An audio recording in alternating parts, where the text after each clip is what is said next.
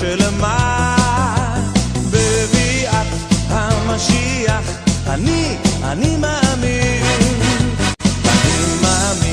אני מאמין באמונה שלמה בביאת המשיח אני מאמין. Dile a un amigo que el ministerio que busca santidad presenta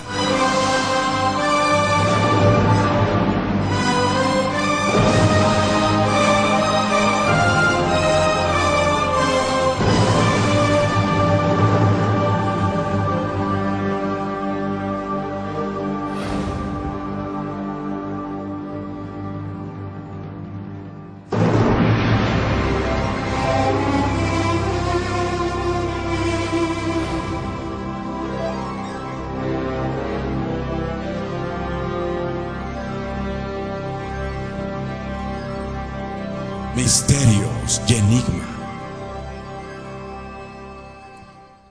Buenas noches. Gracias por acompañarnos siempre todos los domingos a las 9 de la noche viendo Enigmas y Misterios. Bienvenido, David. ¿Qué se cuenta, David?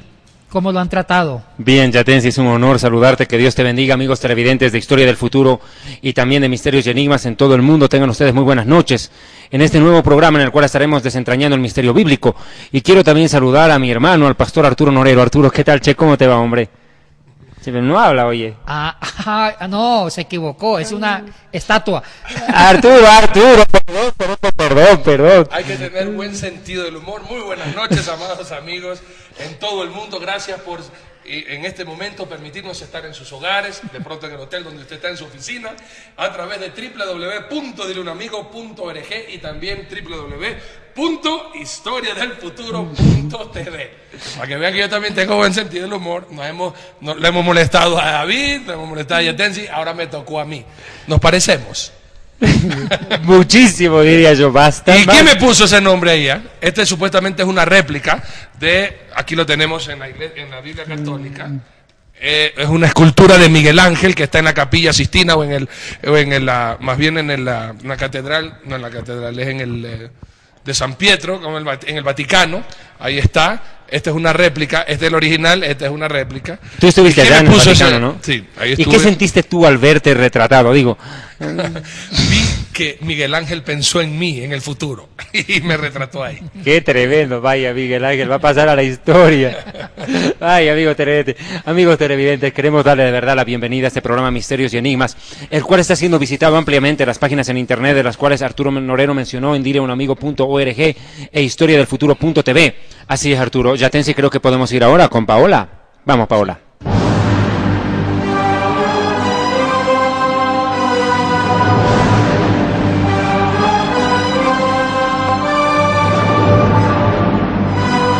Buenas noches, amigos y amigas. Bienvenidos a un programa más de Misterios y Enigmas de la Biblia. En esta noche estaremos hablando sobre los Evangelios. Aquí empezamos.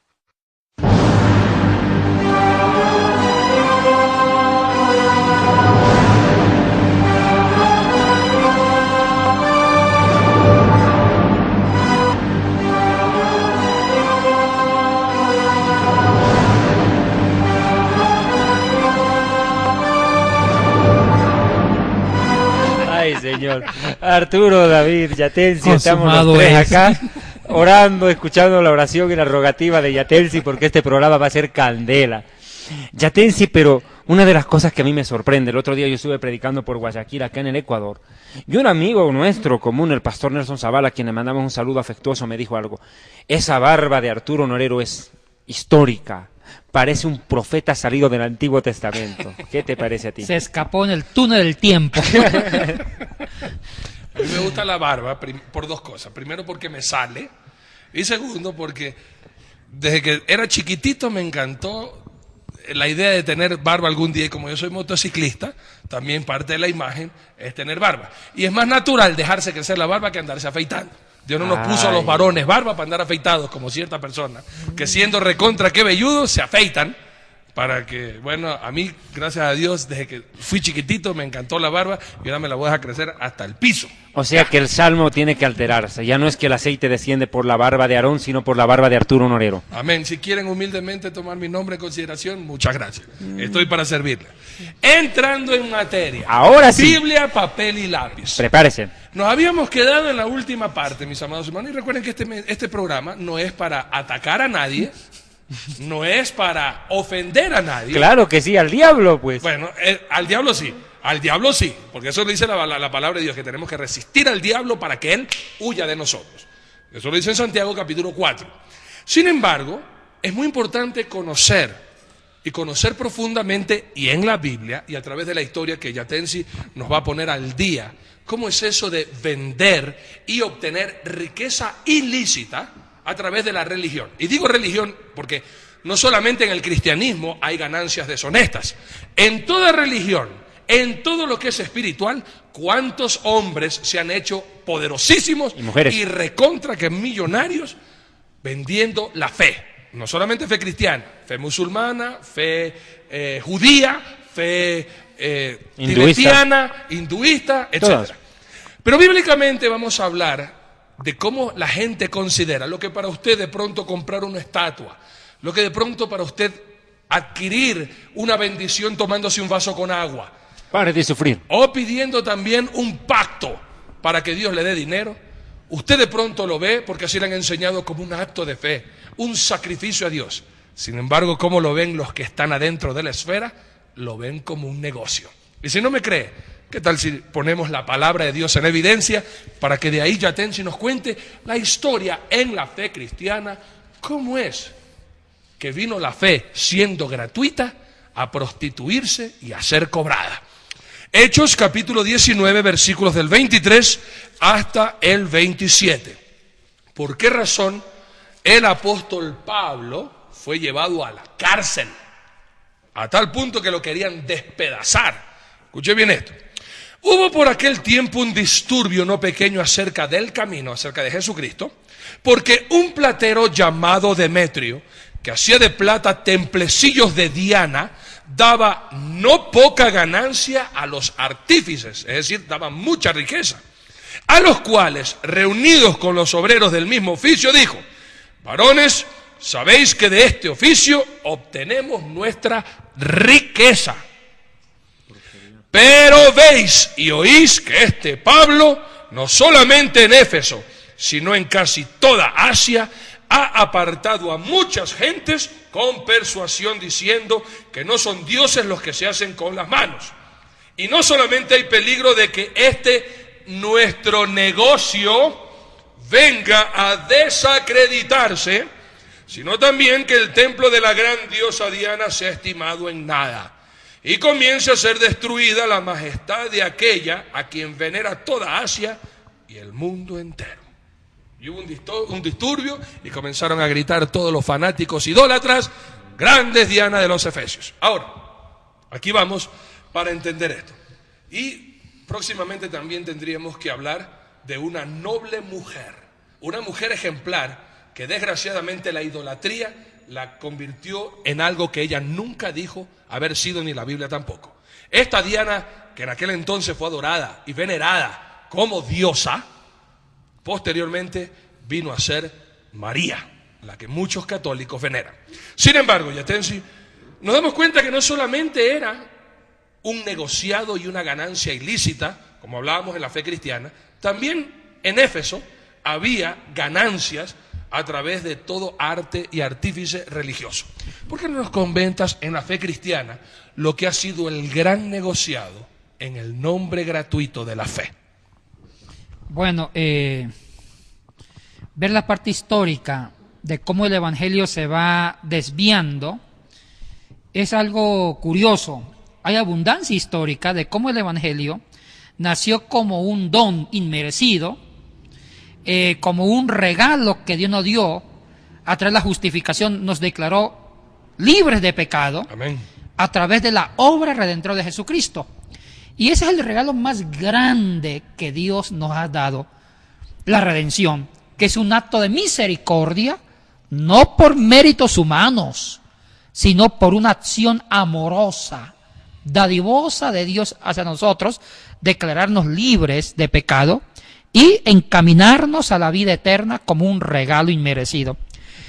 Este regalo inmerecido se ha ido, a veces por muchas estructuras teológicas, ha ido perdiendo la nitidez. Y quiero que me regalen unos minutos para no perder el hilo. Ya ustedes después van a intervenir en la contextualización de hoy. Empecemos con la historia. Los 4 primeros siglos de la Iglesia fueron 4 siglos maravillosos. Los primeros 4 siglos. Sí, señor. Okay. Hasta el año 313, que fue donde se decretó el fin de las persecuciones.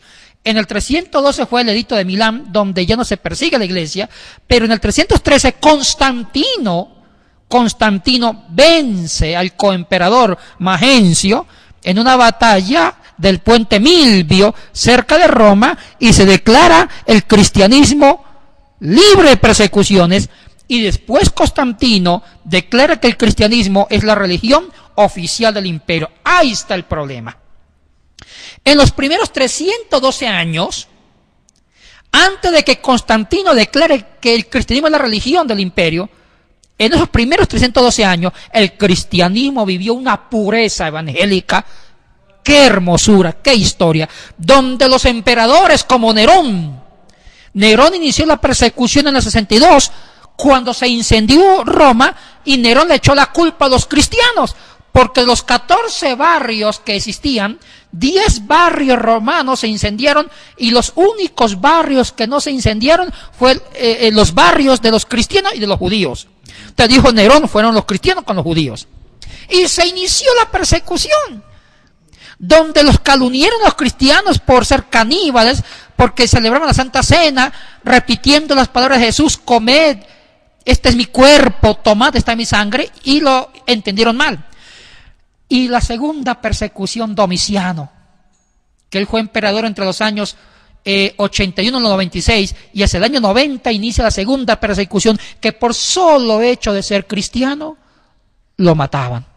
Y siguieron las persecuciones con Trajano en el año 113, con Decio 249-251, con inclusive Marco Aurelio, el filósofo perseguidor. Muchos emperadores, como unos cerca de 10 emperadores, durante 312 años empezaron a extirpar cualquier intento de cristianismo. Y mire que la vida de estos creyentes en la época de las persecuciones, en los 4 primeros siglos, fue una vida sencilla, de amor, porque ellos disfrutaron la salvación como un don gratuito de parte de Dios a ellos. Disfrutaron el evangelio, no solamente vivían el evangelio, sino que lo compartían. Y dice el libro de Hechos que la gente vendía lo que tenían y le entregaban el dinero a los apóstoles para repartir a los pobres. Era un evangelio de solidaridad, de amor, de gratuidad a Dios, porque lo que recibían lo compartían. ¡Qué época maravillosa, Arturo y David, del cristianismo primitivo! Y mire que no podían construir templos lujosos, no podían, porque les quemaban los templos. No podían tener libros de la Biblia porque se los quemaban. Ellos se reunían en casitas para celebrar la liturgia, la Santa Cena, el culto. E incluso en las catacumbas, en los cementerios de los mártires cristianos, celebraban su culto cristiano.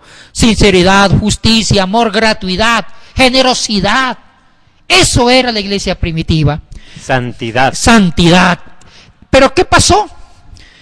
Yo creo que el error estuvo cuando Constantino, y no quiero hablar mal de Constantino. Constantino era un hombre bueno. De pronto, por hacer bien, le dio al cristianismo oficialidad. Lo constituyó como la religión oficial del imperio.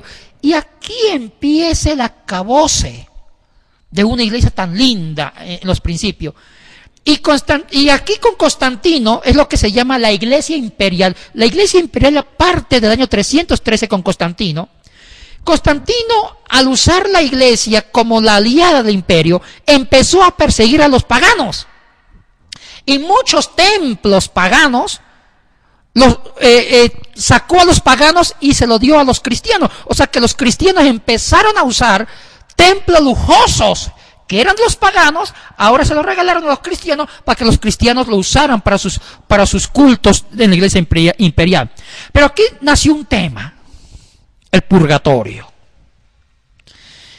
El purgatorio no tiene origen bíblico. No tiene origen en el Antiguo Testamento. No es un tema del pensamiento judío, usted lo sabe que no. Sí. El purgatorio nace más por la influencia griega, platónica. Platón creía en dos mundos: el mundo de las ideas, que era el mundo perfecto, y el mundo material, que era el mundo imperfecto. El mundo corporal era pecaminoso. Entonces, ¿qué era el ser humano? El ser humano era un compuesto de una alma perfecta, de una idea perfecta que se alojaba temporalmente en la cárcel del cuerpo. Y la muerte era regresar, la idea perfecta regresaba al mundo de las ideas. Entonces, un gran teólogo llamado Agustín de Hipona, que nació en el año 354 y murió en el año 430, Agustín, un tiempo más después unos años más después de Constantino, Agustín cristianizó a Platón, introdujo a Platón a Occidente, y él retoma la antropología platónica. Dicen, las almas ya preexistían, y el alma se transmitía de padre a hijo. Entonces, el alma preexistía, se transmitía y se encarnaba en un cuerpo pecaminoso. ¿Y qué es la muerte para San Agustín? La muerte para Agustín es que el alma retorna al mundo de las ideas. Pero el alma ya no puede retornar pura, porque el alma, cuando estuvo en el cuerpo, se contaminó, se manchó del pecado original. Entonces, para que el alma vuelva de nuevo a Dios, porque el alma debe tender a Dios, dijo San Agustín, debe primero quemarse en el purgatorio, purgatis en latín, debe quemarse por un tiempo. Bueno, Agustín lo dijo teológicamente, pero un papa, el primer papa sistemático católico, llamado Gregorio Magno, que significa Gregorio el Grande, fue papa entre los años 590 al 604, dijo Gregorio el Grande, volvamos doctrina del purgatorio. Y él dio los fundamentos para que el purgatorio sea un dogma de fe hasta el día de hoy, donde dice, todo alma que está en el cuerpo y con la muerte va a retornar a Dios, no puede ir a donde Dios en forma impura, porque está contaminada por la carne, debe purificarse por un tiempo. Entonces se decreta el purgatorio. La pregunta es, ¿cuántos años o meses, días va a durar un alma en el purgatorio? Y aquí nació una doctrina que se llamó las indulgencias. Las indulgencias era un medio salvífico. ¿Y cómo se va degenerando la fe? Lo que la salvación fue una oferta, mientras que el Evangelio fue un regalo de Dios, un poder de Dios para nosotros los débiles, para dignificar al ser humano, ahora se empieza a comercializar con las indulgencias. Las indulgencias se convirtió en un medio de salvación. Entonces, ¿qué eran las indulgencias? Era, supongamos, Arturo Norero, usted, su alma es pura, pero se encarnó en su cuerpo, y su cuerpo es impuro. Se muere y regresa usted al cielo, pero tiene que pasar por varios años de purgatorio. Queda Paulina, su esposa, viuda. Supongamos que yo soy sacerdote, obispo. Otra vez. Obispo. Quiero hacer aclaración. Permíteme un segundito. Ayatensi fue sacerdote católico. Yo soy obispo. Viene Paulina donde a mí me dice, Taita Curita o Padre Yatensi, mi esposo Arturo se está chamuscando con las barbas en el purgatorio. Yo quiero que mi amado esposo salte al cielo. Y yo digo, Paulina tiene que comprar indulgencias, porque las indulgencias son medios de salvación. Ahora negociemos. ¿Cuántas hectáreas de tierra tiene? Dice Yatensi, tengo 8. Yo digo, deme las 8 y él va a durar unos meses. ¿Y qué más tiene? Ah, no, tengo 2 casas. ¿Tiene efectivo? Sí. Deme todo y va a durar 2 días. Eso fue lo que le llenó de iras a Martín Lutero.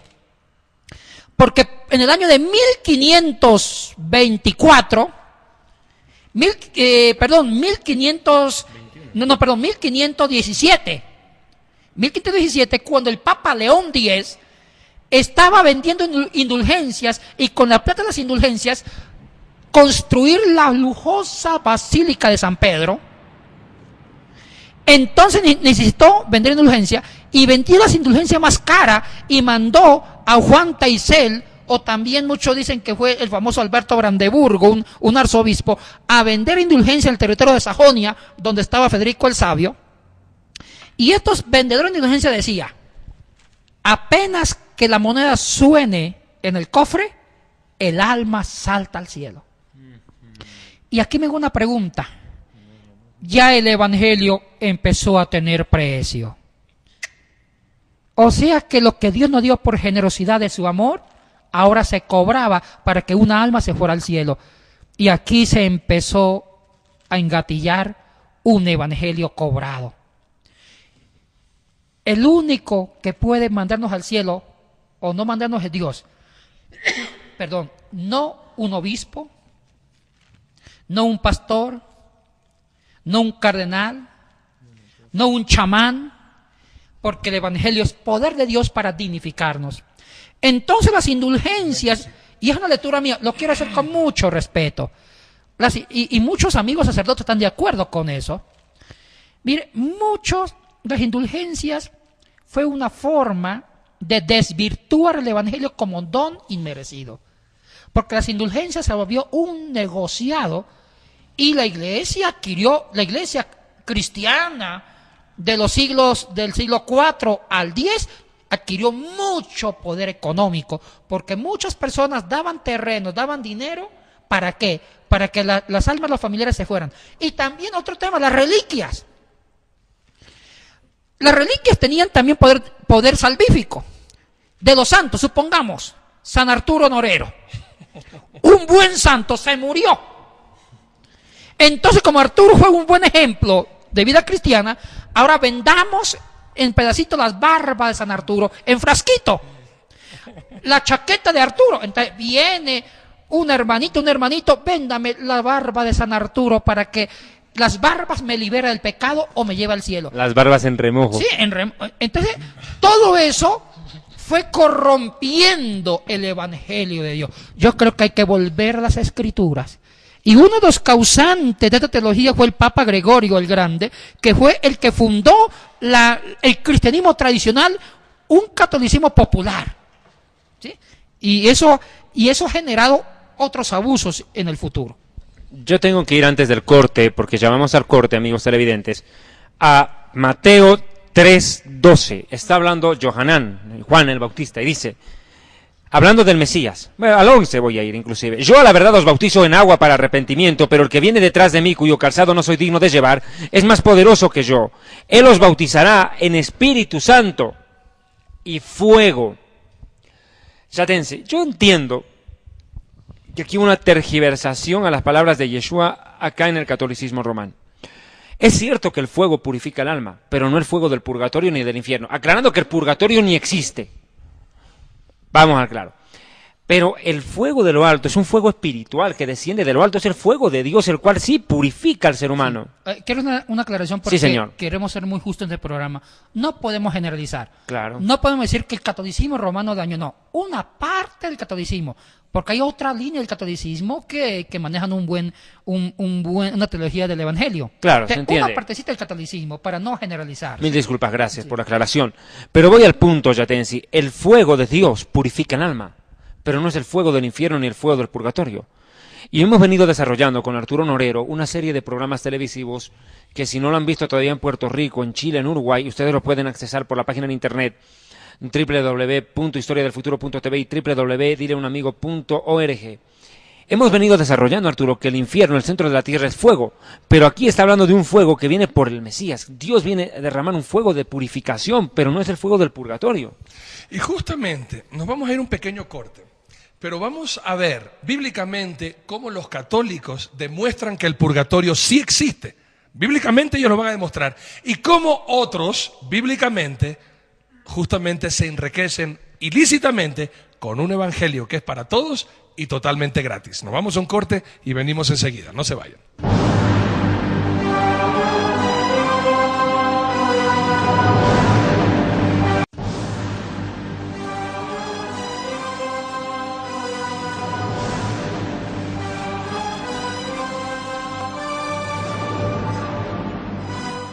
Bien, hermanos, gracias por continuar en sintonía. Damos muchas gracias a todo el mundo que está enlazado a través de www.dileunamigo.org y www.historiadelfuturo.tv.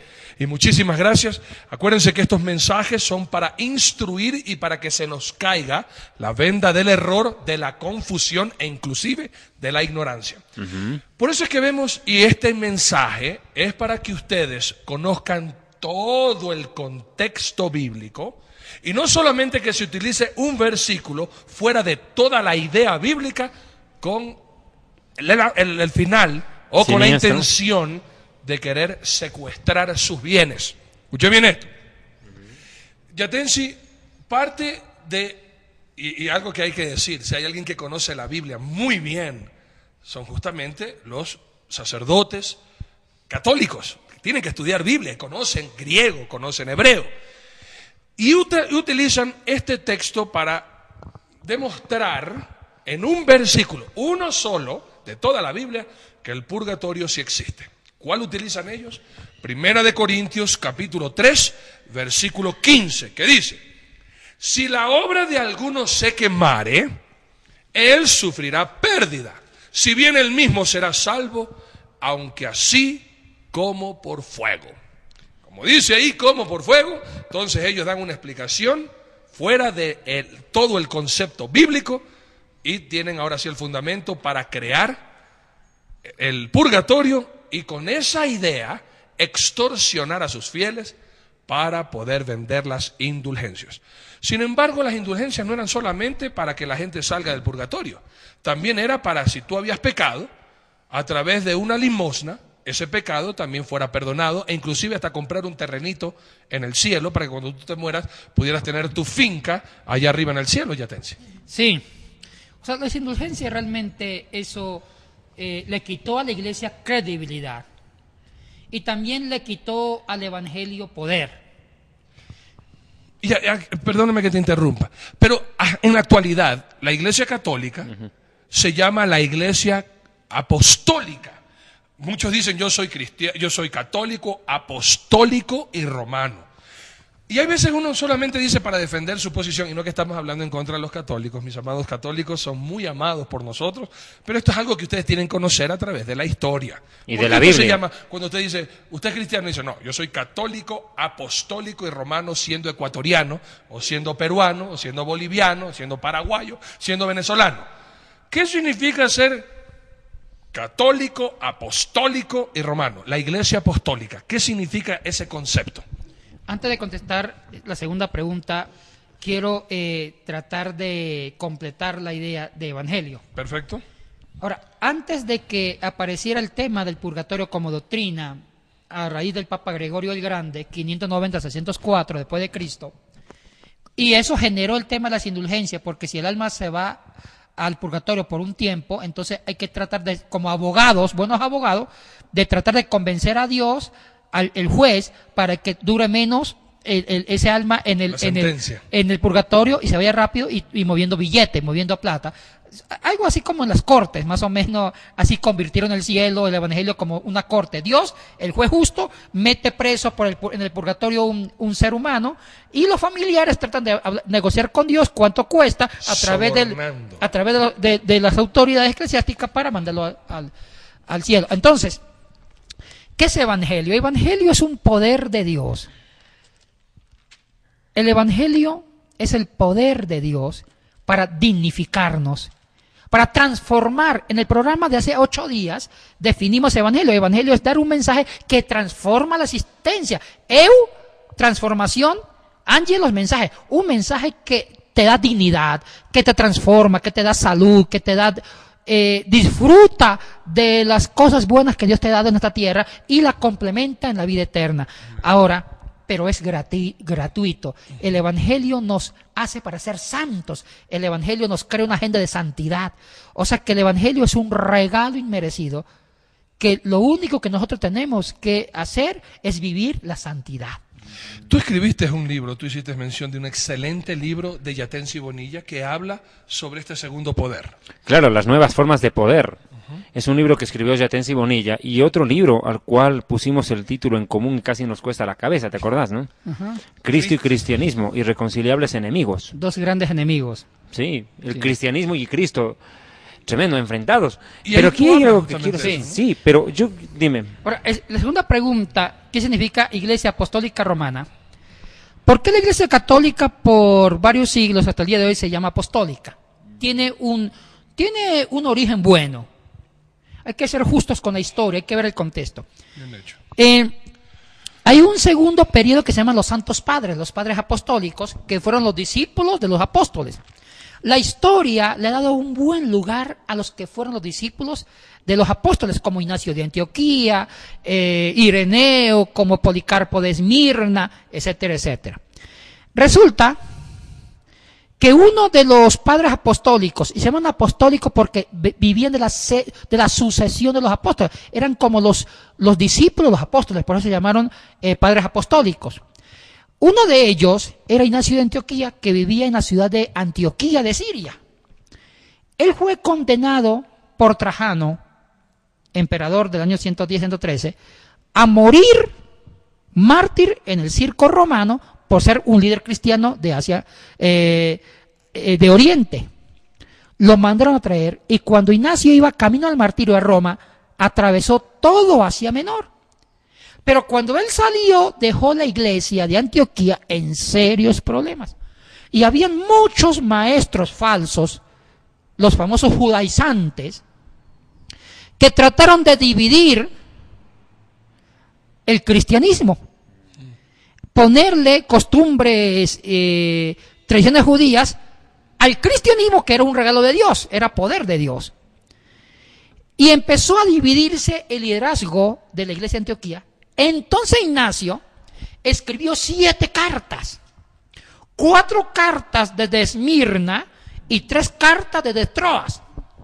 Las 4 cartas que escribió desde Esmirna, que son la carta a Manetsia, carta a Trales, una carta a Roma y carta a Éfeso, y las 3 que escribió desde Troas, que es a Policarpo, a Esmirna y a Filadelfia, en las 7 cartas Ignacio habla de la iglesia apostólica. ¿Qué significaba iglesia apostólica para Ignacio? Buena pregunta. Significaba una iglesia que conserva un liderazgo con una cabeza visible, pero que este liderazgo que sigue la sucesión de los apóstoles usan su liderazgo para mantener la iglesia unida a Cristo. Y estos se encargaban de darle comida a las viudas. Se encargaban de alimentar a los huérfanos. O sea que los líderes eran como una forma de sucesión apostólica, eran como apóstoles, pero ellos tenían un oficio. El hecho de ser apóstol les obligaba a buscar recursos, a entregar sus bienes para dar de comer y proteger al desvalido. ¿Y por qué hacían eso? Porque ellos imitaban hechos. Ellos seguían el ejemplo vivo de los primeros apóstoles. ¿Qué hacían los apóstoles?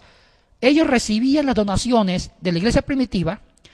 Lean Hechos 2:42. Habían 4 cosas que perseveraban ellos. Tenga la bondad. Con mucho gusto. Que esto nos ayuda mucho a aclarar. La Biblia dice, 2:42. Sí, la iglesia primitiva perseveraba en 4 cosas. Ahora sí lee. Y perseveraban en la doctrina de los apóstoles, ¿Ya? en la comunión unos con otros, en el partimiento del pan y en las oraciones. Ya. Cuando dice partimiento de pan, también se refiere, no solamente a la Santa Cena, se refería a compartir las cosas, las necesidades para los pobres. Y hay, en Hechos creo que 1, también se dice que la gente vendía lo que tenía. Sí, más abajito. Léalo, por favor. 2:45. Léalo. Y vendían sus propiedades y sus bienes y los repartían a todos según la necesidad de cada uno. Hechos 2:45. Y se lo entregó a los pies de los apóstoles. Sí. Para que ellos repartieran. O sea que Ignacio entendió que una labor ministerial de los apóstoles fue distribuir lo que ellos recibían como ofrenda, donaciones, redistribuirlo a los más necesitados para crear una justicia. Ignacio dijo, mire, en una de sus 7 cartas dice Ignacio, el deber de un apóstol es cuidarse de que no existan hambrientos ni pobres, sino redistribuir, y si un apóstol tiene algo, hay que darlo a los más necesitados, como una forma de imitar la generosidad de Dios. Así como fue Dios generoso, se despojó en Cristo Jesús su divinidad para ser humano, también un apóstol tiene que despojarse de su comunidad para que los más pequeños vivan, porque el evangelio es dignificar a las personas. Entonces, eso entendió Ignacio. ¿Qué significa sucesión apostólica? Resumiendo, los líderes deben dar ejemplo de desprendimiento y de encarnación. Por eso se llamó Iglesia Cristiana Apostólica, porque el apóstol mantiene un orden, pero el orden y la autoridad se mantiene en la capacidad de servir al otro. Entonces, eso se llamó. Entonces, por eso que la iglesia hasta el día de hoy católica mantiene iglesia católica, apostólica y romana. Católica porque significa universal, apostólica que significa los líderes venían de la sucesión apostólica, y sí era bueno que hubieran líderes visibles, cabeza visible, porque si hay una cabeza visible no va a haber división, pero esa cabeza visible se comprometía con la gente de cuidar sus intereses a ellos. Y romana porque la sede del cristianismo occidental fue en Roma. Qué impresionante. Y tú mencionaste un versículo que ahora se ha descontextualizado. Hechos capítulo 4, versículos 34 y 35. Así que no había entre ellos ningún necesitado, porque todos los que poseían heredades o casas las vendían y traían el precio de lo vendido y lo ponían a los pies de los apóstoles y se repartía a cada uno según su necesidad. Corroborando lo que tú mencionabas, que esa iglesia, la iglesia apostólica, es la iglesia no que se enriquece, sino que tiene los bienes para repartir a todos los necesitados, y de esa manera habría una ecuanimidad entre todos los miembros. Así es. ¿Qué se necesitaba en aquel entonces para llegar a ser apóstol? Porque algo que ahora, en el tiempo evangélico, y corrígeme tú que eres el historiador, hubo un lapso en la iglesia primitiva. Se murieron los apóstoles. Quedaron los padres apostólicos. Pero llega un momento en que ya no se menciona más esta palabra. En el tiempo de Martín Lutero, en el tiempo de la Reforma, no hay apóstoles. Lutero no era apóstol. No era apóstol. ¿Qué pasaría si Martín Lutero vuelve a la vida el día de hoy? David, solamente para... Realmente yo creo que se vuelve a morir de un infarto. ¿Por qué razón? Porque yo creo que el protestantismo que él buscó consolidar como una protesta contra la venta de las bulas papales, la negociación de la fe que en aquel momento hizo la religión tradicional, hoy en mayor grado está dentro de la misma iglesia evangélica, en grandes sectores de la iglesia evangélica, no en todos. Yo creo que si Lutero despierta y mira el movimiento evangélico neoapostólico, pobre Lutero, se pega un tiro, si no se muere solo. Por eso aquí vale la pena que dejamos en el último programa esta idea flotando en el aire. Y esto es para aprender, hermanos. Vuelvo a repetir, esto no tiene nada que ver contra nadie. ¿Qué es una iglesia evangélica? Pero antes de eso, ¿me permitirías por favor, dos segunditos? por favor. Deuteronomio 10:17, que hable Dios, no nosotros. Amén. Porque el Señor vuestro Dios es Dios de dioses, Señor de señores, Dios grande, poderoso y temible, que no hace acepción de personas, ni toma soborno, que hace justicia al huérfano y a la viuda, y que ama también al extranjero, dándole pan y vestido. Ahora yo me estoy rompiendo el coco buscando un versículo en Gálatas que se me fue de la mente. Dice Pablo, corroborando la idea de Yatensi de hace un momentito, dice, se nos rogó que no nos olvidáramos de los pobres. Toma ofrenda Pablo y está para partir a un viaje en el libro de Gálatas, y dice, no nos olvidásemos de los pobres. Bueno, he tenido al más algún problema en encontrar el versículo entreverado, pero Yatensi, creo que hoy en día uno de los grandes problemas que se está dando es que hay una comercialización de la fe. Pareciera que, como tú en un programa anterior dijiste con nosotros, la iglesia hoy hubiera retrocedido al siglo XII, XIII y XIV a una comercialización de la fe. ¿Encontraste el verso, Che? Ya mismito. Ahorita, lo que quería era, mientras yo buscaba este verso, Yatensi, ¿por qué no nos... ¿Qué se requiere para ser apóstol? La mente, con dos preguntas.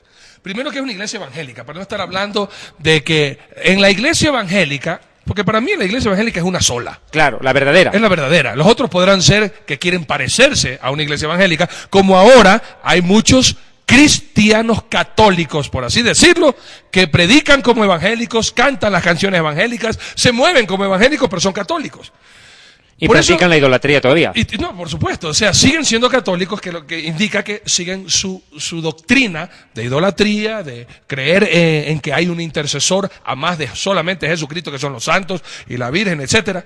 Pero, ¿cuáles serían las características reales y bíblicas de una iglesia evangélica para comenzar? Como tú decías, el amor de Jesucristo no era que se enriquecieran sus discípulos. Él no instruyó a sus 11 discípulos. Judas perdió esa bendición y después Matías ocupó su lugar, para que ellos se enriquecieran, ni que les dijeran, oigan, así es como ustedes tienen que hacer, sáquenle la plata, traigan a la gente y vivan de esa plata y enriquezcanse. Cuando les vengan a dejar, traigan la plata a los apóstoles a los pies. ¿Cuál era la pasión y el sentir de Cristo y la enseñanza? Porque ahí mismo en Hechos capítulo 2, 44 le dice que perseveraban en la doctrina de los apóstoles. ¿Cuál era esa doctrina? ¿Cuál era esa enseñanza? ¿Cuál era la intención de los apóstoles en continuar la predicación del evangelio transformador? ¿Y cuál era de verdad la característica de una iglesia evangélica? Y atención, para después hablar cuál era el requisito para ser apóstol y si existen verdaderos apóstoles el día de hoy, por favor. Iglesia evangélica, como el nombre lo indica, es aquella iglesia que predica el evangelio de Jesucristo.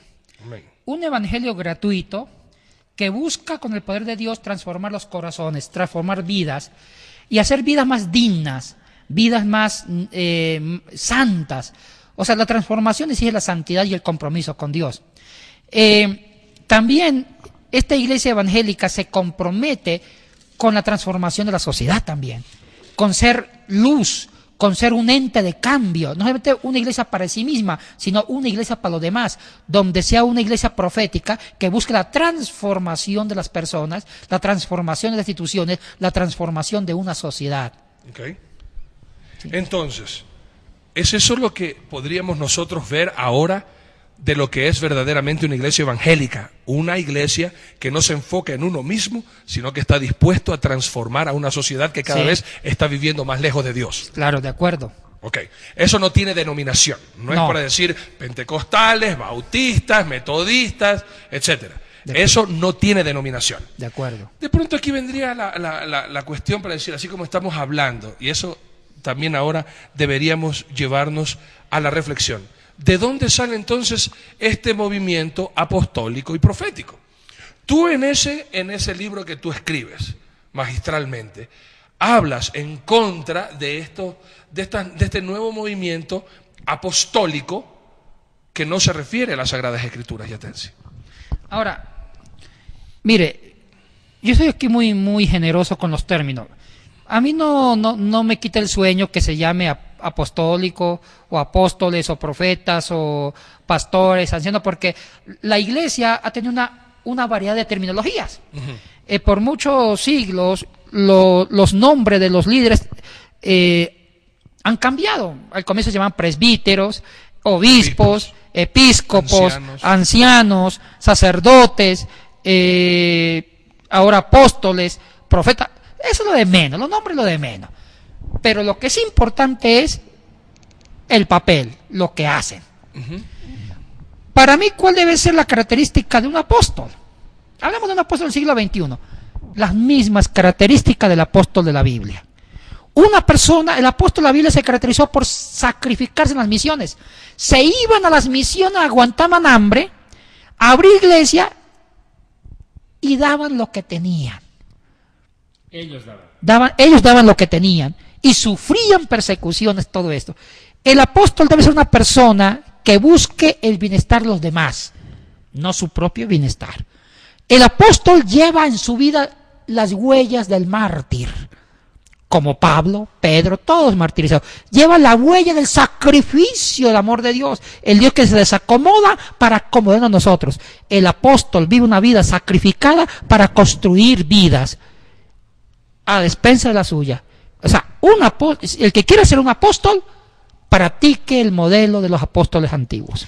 Esto va a estar fascinante y esto nada más es un saborcito, esto es un abreboca de lo que viene a continuación y en los próximos programas. Ahora nos vamos a un pequeño corte, no se despeguen porque vamos a estar desentrañando en la actualidad para ser un apóstol bíblico, qué requisitos se tiene y si una mujer puede hacerlo apóstol o profetiza. Venimos enseguida.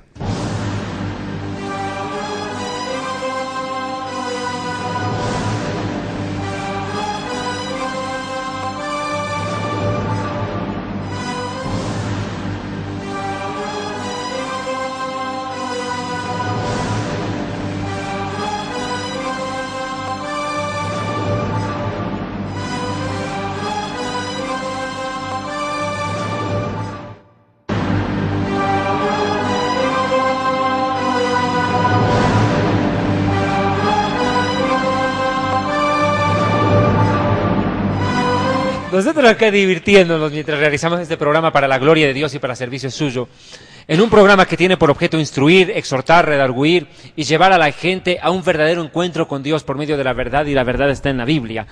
Quiero resaltar en síntesis lo que Yatensi dijo en este programa. Los apóstoles de la Biblia, Arturo, se despojaban ellos de sus propios bienes en beneficio de los demás, de los pobres.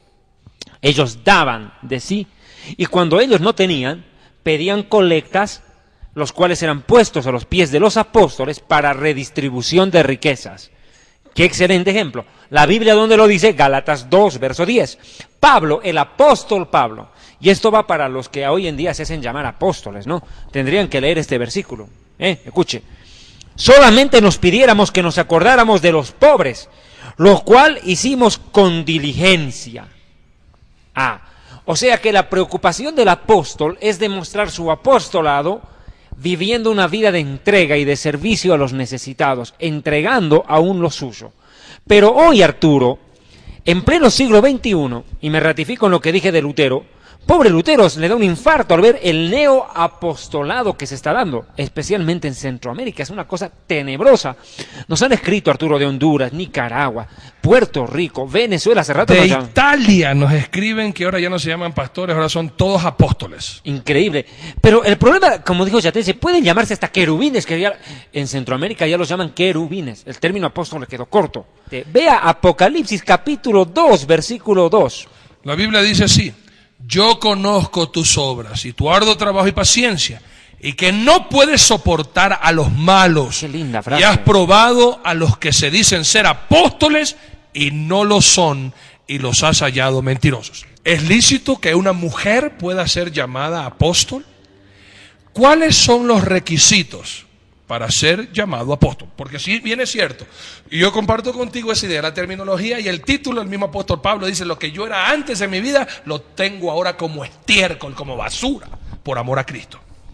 Pero si bien leemos en 1 Timoteo, y lo leemos en Tito, que hay requisitos para ser obispo, anciano, pastor y diácono, también la Biblia nos puede decir cuáles son los requisitos para ser apóstol y cuál es la función de un apóstol. ¿Puede un hombre en el siglo XXI llegar a ser apóstol bíblico? Y puede ser una mujer también llamada apóstol, como menciona el falso, libro de, ¿cómo se llama? De los secretos de Leonardo da Vinci. ¿Cómo se llama ese? Los secretos de la... El Código da Vinci. El Código da Vinci. Código da Vinci. Que dice, entre otras cosas, que María Magdalena también era una mujer apóstol, pero también, cuando la Biblia habla. Y la Biblia da unas características puntuales de lo que debe ser y debe de tener un apóstol. Cuando Judas se ahorca en ese campo llamado Acéldama, que era campo de sangre, el apóstol Pedro dice esto. Hechos capítulo 1, 20 en adelante dice así: porque está escrito en el libro de los Salmos: sea hecha desierta su habitación y no haya quien more en ella y tome otro su oficio. Es necesario pues que de estos hombres que han estado juntos con nosotros todo el tiempo, que el Señor Jesús entraba y salía entre nosotros, comenzando desde el bautismo de Juan hasta el día en que entre nosotros fue recibido arriba, uno se ha hecho testigo con nosotros de su resurrección. Y señalaron a dos, de tanta gente, solo dos, a José llamado Barsabás, y que tenía por sobrenombre Justo, y a Matías. Y orando dijeron: tú, Señor, que conoces los corazones de todos, muestra cuál de estos dos has escogido, para que tome la parte de este ministerio y apostolado, de que cayó Judas por transgresión para irse a su propio lugar. Y le echaron suertes, y la suerte cayó sobre Matías, y fue contado con los 11 apóstoles. El requisito para ser apóstol bíblico, hermanos míos, bíblico, era haber estado con Jesucristo en vida, haber entrado y caminado con el Señor desde que Él fue bautizado, su muerte, resurrección y ascensión. Eso enseña la Biblia. ¿Y quién tiene que ser? Un varón. Que de verdad ahora el Señor puede usar las piedras para que proclamen su nombre, amén. Pero no lo va a hacer porque estamos los seres humanos. Y bíblicamente es mi posición, para que un apóstol el día de hoy exista, tiene que haber sido nombrado por Jesús, haber caminado con Jesús, entrado y salido con Él, y como dijo Yatensi, tener ese corazón desprendido para servir a los demás, no para, a nombre de un título, robarle la plata a la gente, sea hombre o sea mujer. Arturo, Yatensi, este es un tema bastante interesante y polémico. Continúa en el siguiente programa de Misterios y Enigmas de la Biblia por www.historiadelfuturo.tv y www.dileunamigo.org. No se lo pierdan. Las prédicas que ustedes están viendo en este momento están a su disposición en internet en esas dos direcciones que acabamos de mencionar. Cerramos mandando un saludo a nuestros hermanos en Puerto Rico, Honduras, Guatemala, en Estados Unidos, en Colombia, en Venezuela, en Chile, en Paraguay, en Honduras, Nicaragua, Uruguay, Bolivia, Roma. Estamos en Italia, estamos en Suiza, estamos en Suecia, toda Europa. En fin, muchísimas gracias. Shalom Alejem. Continuamos el siguiente programa hablando del mismo tema. Muchas gracias. Esto ha sido todo por esta noche. Les agradecemos por todos los correos electrónicos que hemos recibido y les recordamos que pueden ver el reprise de este programa en nuestras páginas web www.dileunamigo.org o www.historiadelfuturo.tv. Les esperamos la próxima semana. Bendiciones.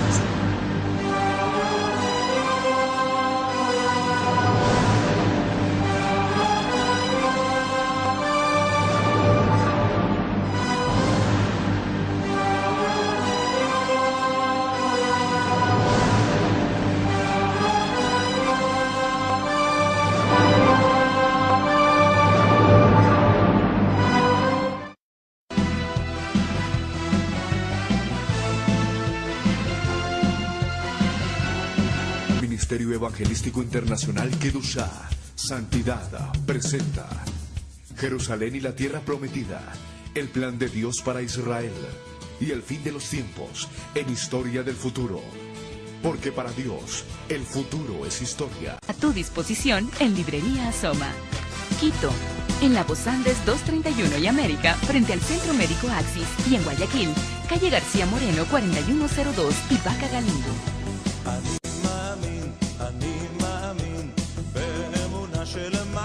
Si desea contribuir con este ministerio, hágalo a la siguiente cuenta bancaria: אני מאמין באמונה של